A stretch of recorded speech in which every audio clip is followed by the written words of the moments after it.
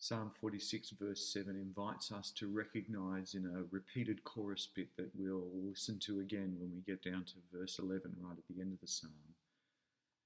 This chorus, this refrain in the psalm invites us to see how the Lord Almighty is with us, how the God of Jacob is our refuge. Regularly throughout the Bible, God links himself to Jacob.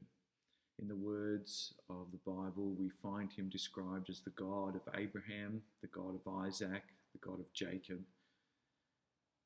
And in this case, we know that Jacob, the father of the 12, who is the founder of the people of God known as Israel when his name is changed by God, becomes this poetic way of speaking about God's people. Though it's always interesting which of the poetic phrases for the people of God get chosen and used. Here, there are aspects of Jacob's life that help us to recognize the kind of people we are and the kind of God we follow and look to for our protection. In the crucial moment of Jacob's life, he wrestles with God. He seeks a blessing. And when God gives it to him, he also touches his hip. And we're told in the book of Genesis that from then on, Jacob walked with a limp.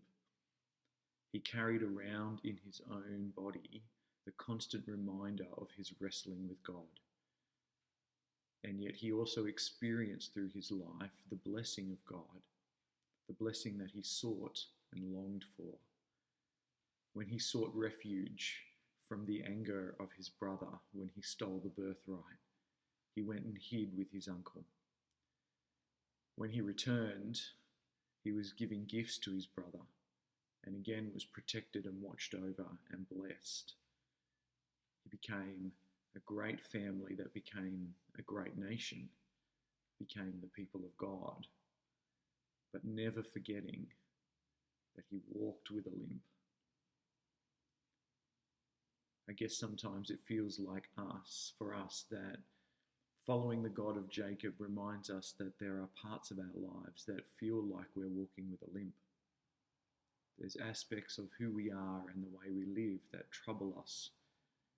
But in each of those cases, I hope, like Jacob, it reminds you of your need of God, your dependence on him, because the God of Jacob is your refuge.